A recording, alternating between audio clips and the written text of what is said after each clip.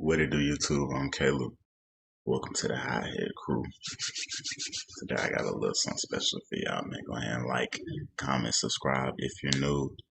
Today we got Nick Crowley, the internet's darkest corners. 7. I think they meant the internet's 7 darkest corners. I think that's what they meant, right? I don't know. But you know what I'm saying? Nick Crowley always dropping, you know what I'm saying, some great, interesting, mysterious videos. Let's get to it.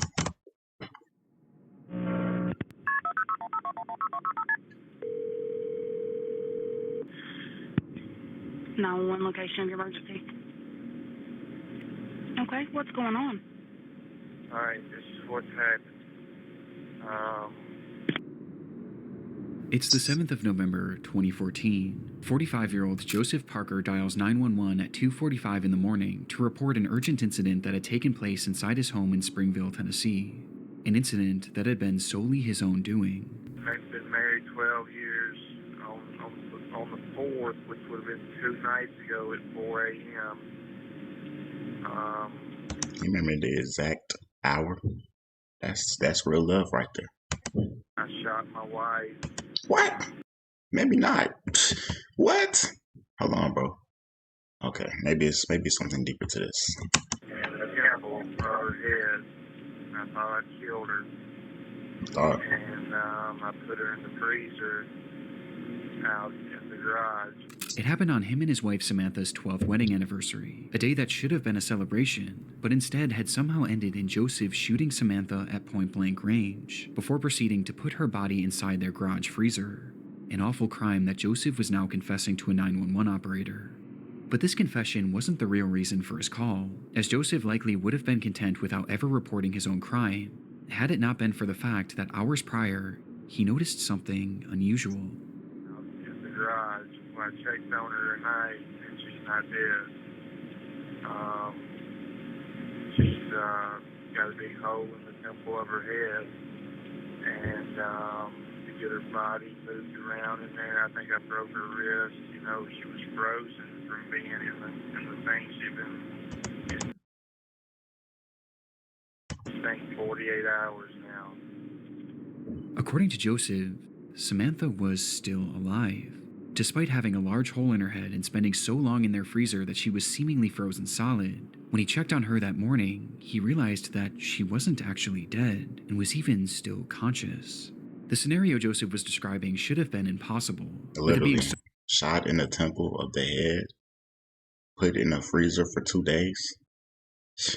You should be a goner. So outlandish that Joseph felt the need to tell the operator that this wasn't a prank. This is no prank call. I need somebody to get out there and help her out. But I promise you, this is a legit call. And I don't trust this. I instantly think that he's trying to set the police up. I need somebody to get out there and help her, because I still love her. It's hard to believe that after that, you know, but I love her. I still love her. You know, I've loved her every day I've been married to her. Then why did you shoot her? She's had a rough stretch here. He was being serious, a rough and all he wanted to stretch. do now was get Oh, Samantha no. help, as he claimed to still love her despite everything he had done. And help couldn't come quickly enough, as Joseph went into greater detail about just how bad Samantha's condition was, and how he was able to determine she was alive in the first place. She's been frozen for 2 days. She's frozen solid. It's amazing she's still alive. She couldn't talk, couldn't move her jaw. She's in bad shape. She's a mess. She can't talk. I could get her to blink. Blink once means yes. Blink twice means no. Despite being unable to speak or move, Samantha was still blinking, and was actually blinking in response to questions Joseph was asking her, once for yes and twice for no. Why did you cheat on me? Oh wait, can't blink to that. My fault. And in a moment of what appears to be regret for what he had done, he tried to make things better by giving her blankets and pouring water in her mouth. Yes, she's still in the garage. I made her as comfortable as I can make her. She tried to drink a little water. These responses led to a lengthy one-sided conversation that ended with Joseph vowing to get her help, which he was attempting to do now as he drove miles away, clearing the scene for authorities and paramedics to save her, while calling 911 and explaining the surreal scenario. We don't have a history of domestic disputes. You know, we've never had to call the up, and we just had a real bad night a couple of nights ago. He was waving the gun around. Drunk. Got me in Drinking. trouble. The two had a happy and healthy marriage that, for whatever reason, had turned sour on their anniversary, in what he referred to as a real bad night, where something in Joseph had snapped. But despite admitting to the murder, he made it clear that he had no intention of going to prison. He just wanted to make sure that Samantha was saved. Don't want to get arrested tonight and all that. Telling the operator that You know it's too late for that, right? Did you know? they'll find her in the freezer, before ending the call shortly after. You go to the garage, you can't yell for you. You can't yell. But you go to the garage, and that's where you'll see her once you get to the garage. Sure enough, when authorities entered Joseph and Samantha's home and ventured into the garage, they would see Samantha's red hair flowing out from the side of the freezer, and inside, they would find Samantha herself, frozen completely solid with a gunshot wound to her head, in the same exact manner that Joseph had described. But other than this, it was clear that Joseph's retelling of events was flawed, to say the least, as Samantha hadn't just been placed inside the freezer. Put her in that little freezer, bro. She had been jammed inside of it, as if he was desperate to get her to fit inside, so much so that he actually sawed off her left leg, along with making a What? series of other cuts to her body to get her to fit. Bro, And this wasn't even the most damning revelation. you're going to jail, buddy. What are you talking about? Have you fled the scene yet? With the most important having to do with Samantha's condition. Just by looking at her, it was clear to the first responders that Samantha was dead, and had been dead for days, likely having been killed instantly by the This man gunshot, lied. meaning that the blinking Joseph had witnessed I was about to say that doesn't even make sense. How do you shoot somebody in the head and then, you know what I'm saying, take them? You have to carry them into a freezer, jam them in there, that little freezer, bro. You have to jam them in there, and then tell us 2 days later that they're still alive. That doesn't make any types of sense. was entirely hallucinated. It never could have happened, and yet that was his reality, and he fully believed it. Upon the discovery, Joseph quickly became the #1 most wanted man in Tennessee, and that same day, police would track down his vehicle as he appeared to have been trying to flee the state. I was The about to say, you better have fled, bro, because what are you talking about here? officers got to him first, pulling him over and then surrounding his vehicle, drawing their guns and preparing for anything. But just as Joseph had said on the phone, he had no interest in going to jail, Uh-oh. and that was something he was dead serious about. Uh-oh. When officers finally got his car door opened, they would find Joseph Parker in the driver's seat, dead from a self-inflicted gunshot wound to the head. His death made it impossible to fully confirm why he had taken Samantha's life that night, but reports seemed to indicate that he had recently lost his job, and the couple was experiencing financial hardships, putting their home in danger of foreclosure, with this perhaps being the reason the two were arguing on their anniversary. But reports also indicate that this murder didn't happen in the midst of the fight, as evidence points to Samantha having been asleep at the time she was shot, adding some uncertainty to how the situation truly did unfold. But one noteworthy discovery made after the fact was that at the time of his death, Joseph had drugs in his system, which could have been a factor in the murder itself, and it certainly was a factor in the hallucinations he was seeing afterwards, as he stood in his garage having full conversations with the frozen, mutilated corpse of the woman he had just killed, all the while truly believing it was all real, with this 911 call leaving a haunting impression on myself and the many others who have stumbled across it in the internet's darkest corners. That's crazy, bro. That's crazy right there, bro. That's tragic. Shopping for clothes used to be a nightmare. You can't blame Ryan.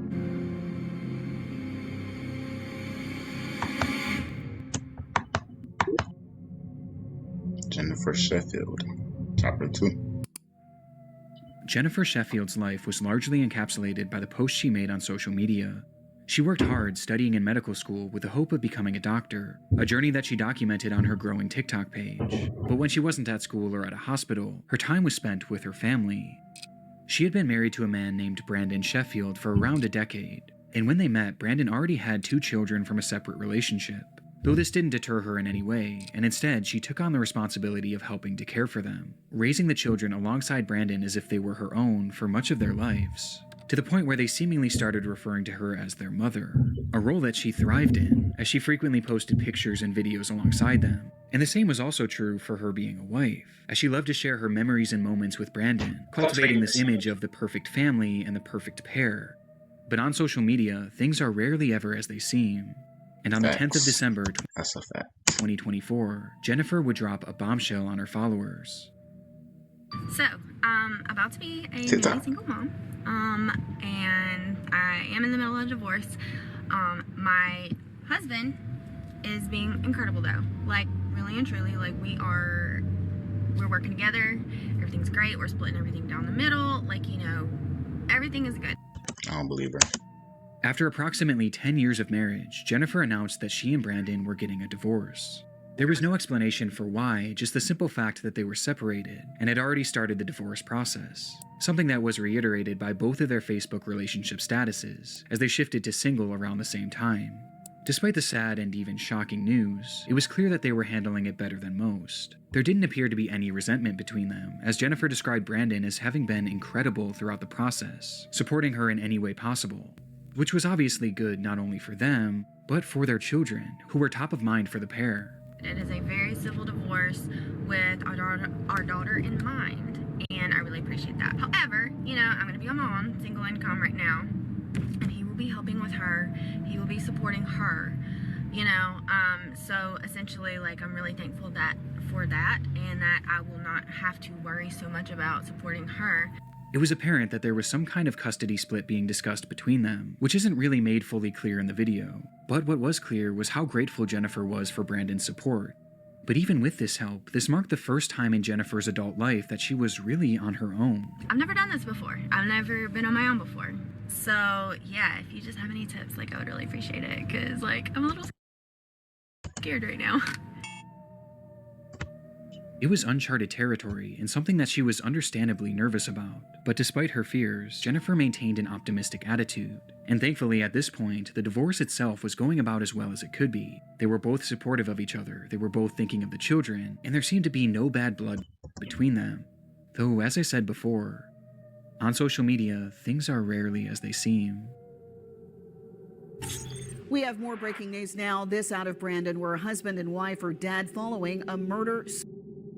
According to A murder who? A murder what? What you say? out of Brandon, where a husband and wife are dead following a murder. I'm trying to piece it together, y'all. That was so censored. This out of Brandon, where a husband and wife are dead following a murder. According Oh, to Brandon okay. police, the couple was found on Toulon Street this morning after family conducted a Let's read this found in the morning. She's gone. Wait. Both of them gone? Wait. They both gone?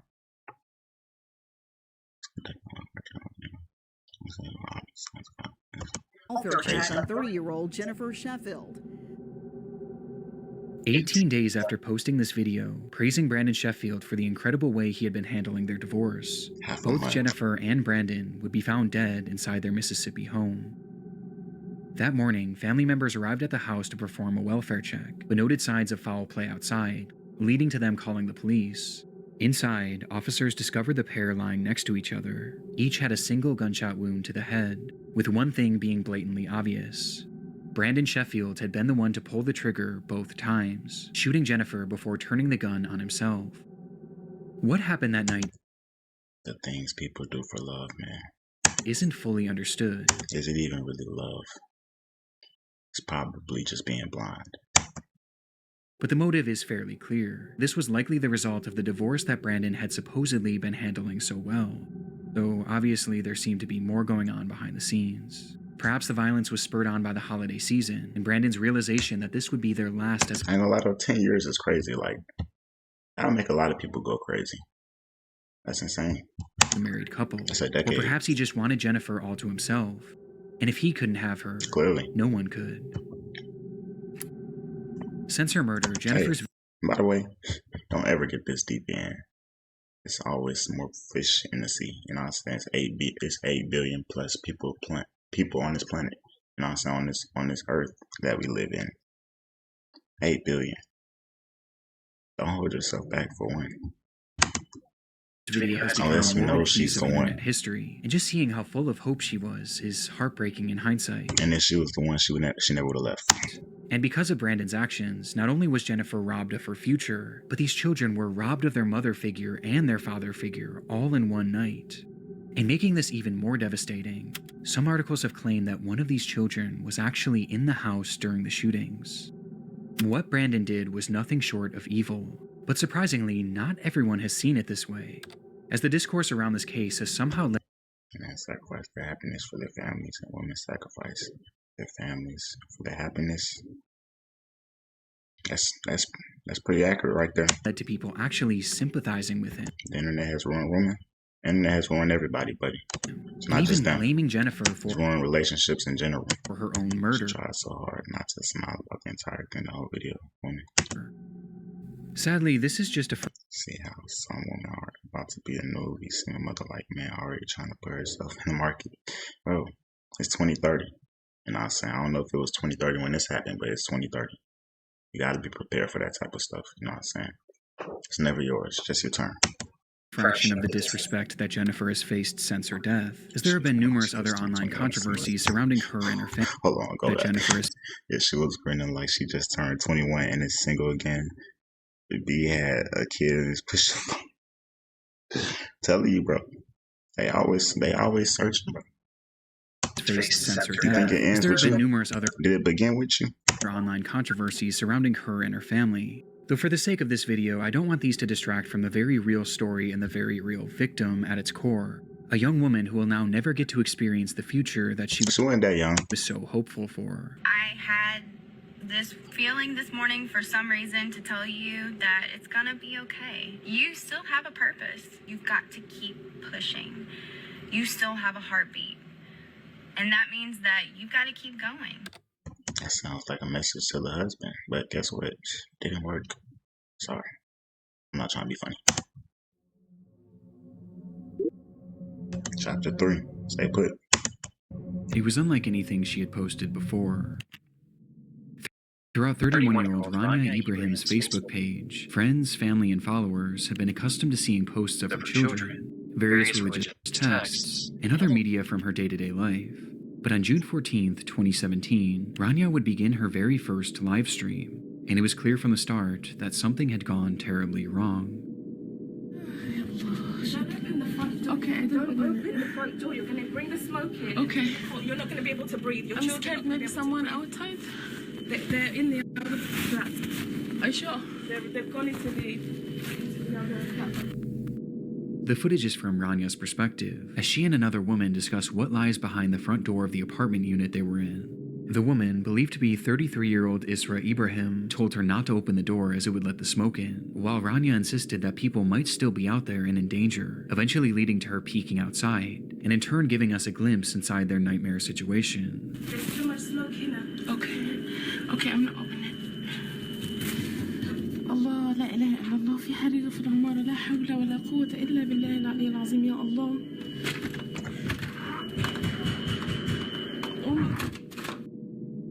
The door opens for just a split second, revealing a thick layer of black smoke, the loud ringing of fire alarms, and someone pounding on a door. It sounded like Rania somebody was eventually calls shooting. out to whoever was knocking outside, beckoning them towards her.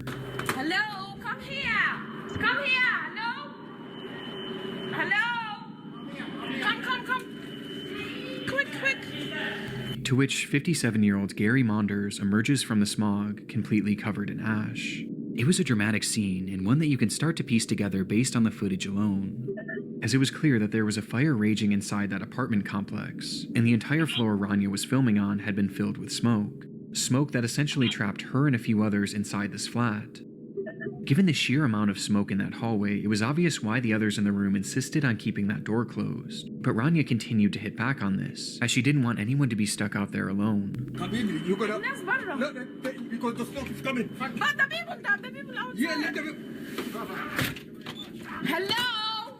Close the door. Hello. I'm going out. You think you Superman? Why you keep opening the door? Bro, it's clearly smoke, bro. Y'all just letting the fly. Y'all giving the fire a reason to come there quicker.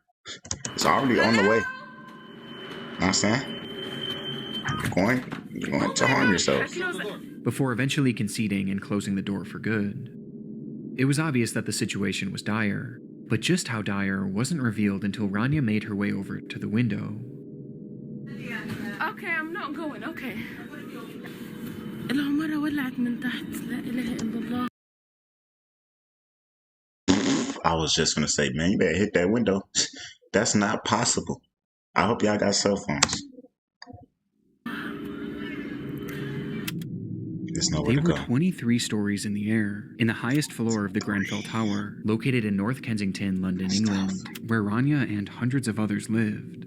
And now, somewhere in that high-rise, was a growing fire. That's tough. العمارة كلها ولعت من فوق لتحت. إحنا في آخر دور هو اللي لسه That's tough. ما ولعش يا ربنا يستر إن شاء الله. لا حول ولا قوة إلا بالله العلي العظيم. As she looks out the window, Rania tells her viewers that she believes the fire had started from the bottom of the structure and was quickly working its way up to them, with it now being just one floor below them. But officially, this wasn't the story that Rania and the others in the room were being told, as each time they would dial 999, the operators would tell them that the fire was generally contained and leave them with one clear instruction: stay put.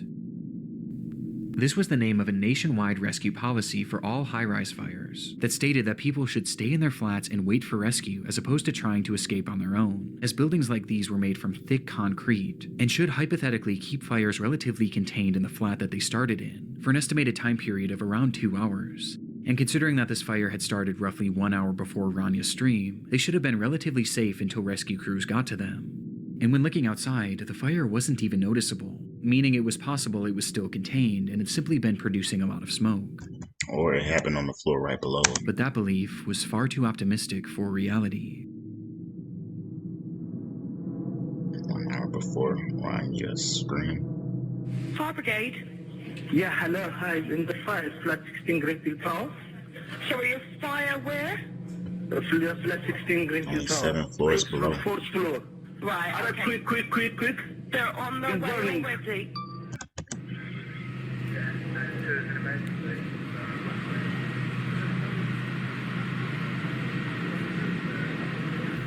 Approximately 1 hour earlier, on the 4th floor of the tower, a man called 911 to report that his freezer had caught fire. It was an Your freezer caught fire. What? incident that had happened through no fault of his own, and due to his quick phone call, firefighters would arrive on the scene within minutes, one of whom was wearing a camera that showed that they were able to handle the blaze in a relatively efficient manner.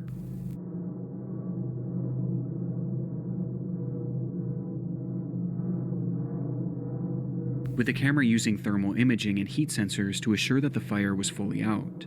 The camera scans around, showing a few items strewn about that were still at relatively high temperatures. But other than that, the room was completely clear, and it seemed as though the fire was out for good, until the camera panned to the window.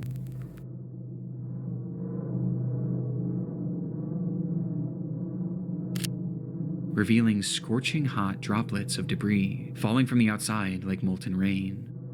The fire had spread above them, and was now burning up the side of the building in a manner that was completely unprecedented, and defied any sort of logic based on the firefighters' knowledge of the scene. And by the time they even realized what was happening, things were already out of hand.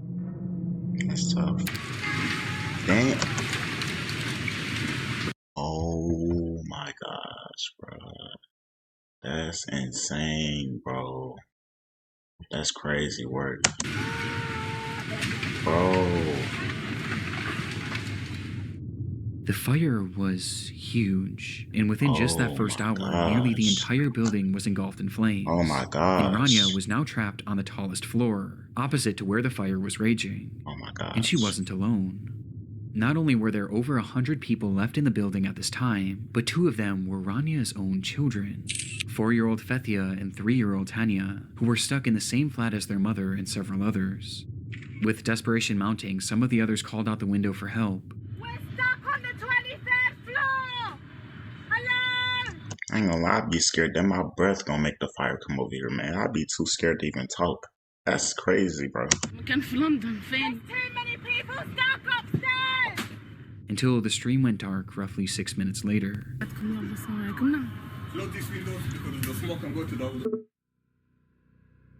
Despite things looking grim for the group on the 23rd floor, there was still some optimism about their rescue, as even 30 minutes after the stream had ended, those in the group were told once again by 999 operators to stay put, with the operator even telling them that the fire was contained to the 4th floor, which clearly wasn't the case. Ranya's sister later spoke to the media about a phone call that they had shared around the same time, where she begged Rania to try and leave, recalling, "She did not. She respected and trusted and believed that they are coming to rescue them." And by this point, there were hundreds of rescuers on the scene, along with multiple helicopters flying around them, which only further kept their faith alive. But tragically, this was all a cruel facade. Internally, fire crews were told not to go past the 12th floor shortly after Ranya's stream ended. It was just too dangerous. And as for the helicopters, well, those trapped inside would have had no idea that those were actually just police helicopters, merely used for surveillance. They weren't even equipped for rescue, nor were they ever considered to be used for that, as getting too close would have blown more air on the fire and made the blaze even worse, meaning that those helicopters offered them no chance at survival. What? Bro, y'all don't have no way to stop this situation. Where's the fire trucks that do all the spraying?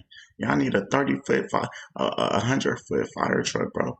You need a helicopter spraying, bro. What? They were entirely on their own, leading to authorities finally telling them to try and escape by themselves. What?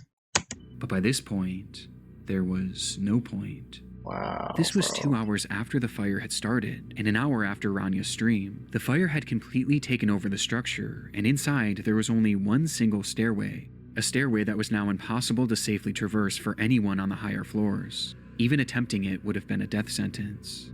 The orders for them to shelter in place had cost them valuable time, and in turn, any chance at leaving while they could.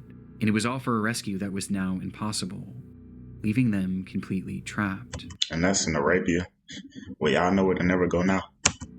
Rania, Fethia, Hanya, and everyone else shown in this livestream would perish in what we now know today as the Grenfell Tower Fire, a fire that claimed the lives of 72 people, and one of the worst fire tragedies in Europe's history. 72. And while we've covered many large-scale tragedies on this channel before, Now they spraying the building. Bro, what? few have been more preventable than this one. The Grenfell Tower was built back in 1974, and around the 2010s, its concrete exterior was beginning to look outdated in an area that was experiencing a wave of modernization. The neighborhood was becoming trendier and wealthier, and the tower was becoming an eyesore to some. And so the decision was made by the Kensington and Chelsea Tenant Management Organization, along with the Royal Borough of Kensington and Chelsea, to refurbish the exterior by adding new siding known as cladding to give it a more modern appeal. It was purely aesthetic, but its effects were horrific. The cladding was created by a company called Arconic, which had tested it numerous times to see how it held up to fire, and the results were awful. Their ACM cladding received a grading of F, with it being apparent that it was extremely flammable, with some likening it to gasoline due to how quickly it would erupt into flames, while also producing 3 times the amount of smoke as usual fires. But despite having these test scores and even acknowledging their failure in multiple emails sent throughout the company, notoriously following up their F score with the line, "Oops," they not only refused to fix the problem, but they also kept selling it, with one of their clients being the group working on the Grenfell Tower refurbishment. And it wasn't even a secret either. Those in charge of the project wanted it done as cheaply as possible, and this ACM cladding was as cheap as it got, and so they chose it despite knowing the fire risk. And worst of all, they had the opportunity to buy a version of this product that was actually flame retardant, but they opted for the cheaper, more dangerous product, which in the end only saved them about £5,000, or roughly $6,500 USD.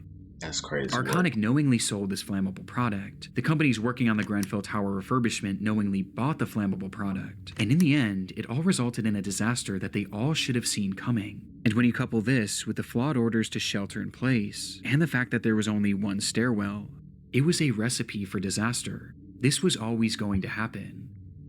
This was a failure on so many levels for so many parties, and it all traces back to greed and the value of money over the lives of innocent people like Rania and her children. Despite the fire starting 8 years ago, justice has yet to be served, as investigations are still ongoing to this day, leading to an agonizing wait for all those who lost loved ones in the blaze, with the trials themselves not expected to start for another full year.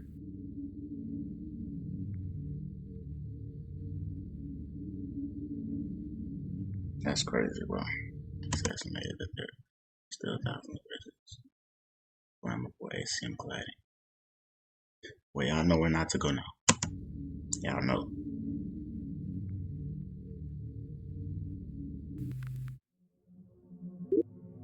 Chapter 4. Don't hang up. Based off the last chapter. Hang up. It was the usual start to the day for Rhoda McFarland. The 42-year-old manager of the Lane Bryant store in Tinley Park, Illinois, was no stranger to big sales. It's the Have It All sale at Lane Bryant.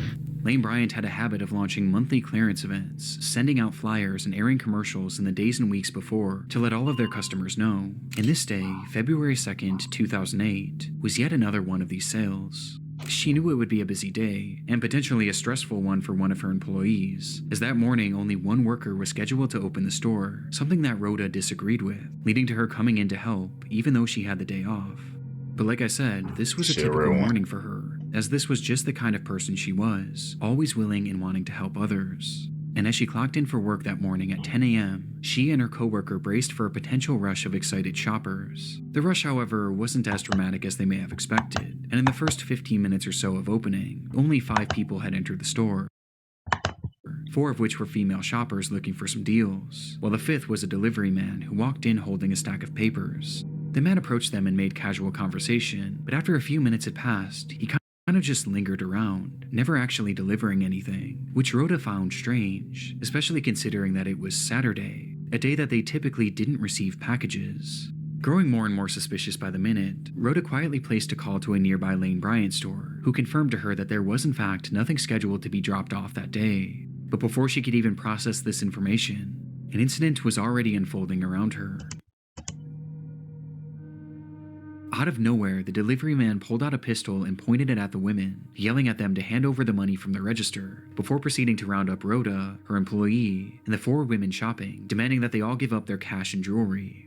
After he was satisfied with the collection, he forced the women to the back of the store, where one by one he bound them with duct tape, placing them each face down on the floor, and putting underwear over their heads to obstruct their view. In the minutes following, he would venture back out into the store where 2 other women had entered, and they too were then robbed and then forced into the back room, where they were eventually subdued, but not before he struck one of them in the face with his pistol, nearly knocking her unconscious. It appeared to be a fairly high-level robbery, but after he now had them all in the back room, the whole operation seemed to grind to a halt. It was like he didn't know what to do next, as he started pacing the room and slowly losing his cool. The minutes ticked on, and the more time that passed, the more agitated he became. It was clear that the pressure was getting to him, and sensing his disorganization, Rhoda seized the opportunity, quietly slipping her hand free, allowing her to call 911 through her Bluetooth headset. 911 emergency.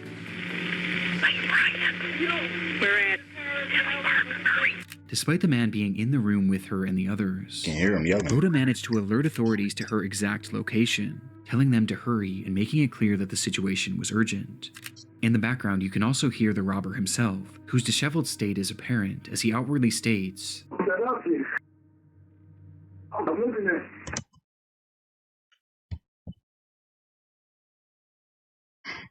That's tough. The operator was on it, quickly dialing dispatch and telling Rhoda not to hang up. Stay on the line. Let me get you to Tinley Park. Don't hang up. Though within just a split second, the call disconnected. By some stroke of good fortune, there was actually an officer in that shopping center only about 100 feet away, and from the time that Rhoda made that call, the officer managed to arrive on the scene within just a few minutes. He rushed inside the store, but inside he found nothing, until he made his way over to that back room. Inside, he would find them. 6 women with underwear over their heads, lying on the floor, each one having been shot execution style just seconds after Rhoda's 911 call. Oh man, she sold them. That's tough. I mean, I don't know, man. In this situation, what he supposed to do? The guy was already saying he was losing it. You know what I'm saying? It's a lose-lose situation. It was a mass murder, but in the midst of this awful scene, one thing was missing: the killer himself. And so authorities flooded the area, scanning and searching all over for the gunman, who was described as a black man with a husky build and a single braid that fell to his right cheek that ended in green beads. And the reason they knew exactly what this man's, it's very unstable. When you see somebody like this run, they stop. he looked like wasn't because of security footage, as at the time the store didn't even have any CCTV cameras, but instead, it was because one of the women actually survived. When the man began his executions, he moved his way over to the employee that Rhoda came in to help, and when he fired his gun, she moved at just the right moment, causing the bullet to graze her neck, to which she proceeded to then play dead so that the man wouldn't notice. And thankfully, he didn't. Her testimony is the reason why we know exactly what this man looks like, and why we know what those moments were like before the shooting. But despite this, after doing a thorough search of the area, even utilizing a helicopter, there was no trace of the killer. CCTV footage from a neighboring store showed that just before Rhoda made that call to 911, 2 large SUVs pulled up in front of the building right after the shooting likely occurred.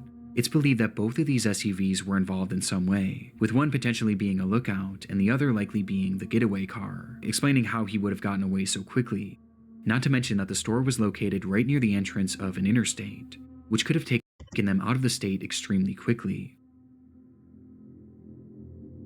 That was 18 years ago, and today neither the shooter nor the drivers have ever been identified. Wow, and they got away with that.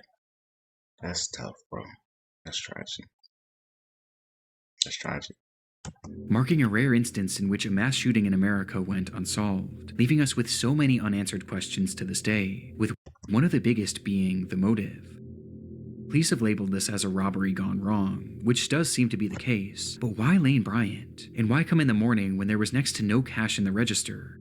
I mean, in total, the killer only made off with about $200, and that's including the cash he stole from the women. One of the main theories today is that the killer had planned on taking customers hostage as they entered the store, but perhaps he grew frustrated at the lack of customers that day, until he eventually noticed that Rhoda was making a 911 call, which caused him to panic and start shooting. But what always gets me about this is that he never covered his face at any point, which makes me wonder if he was planning on killing these women all along. Though if that's true, how could this ever have been worth it?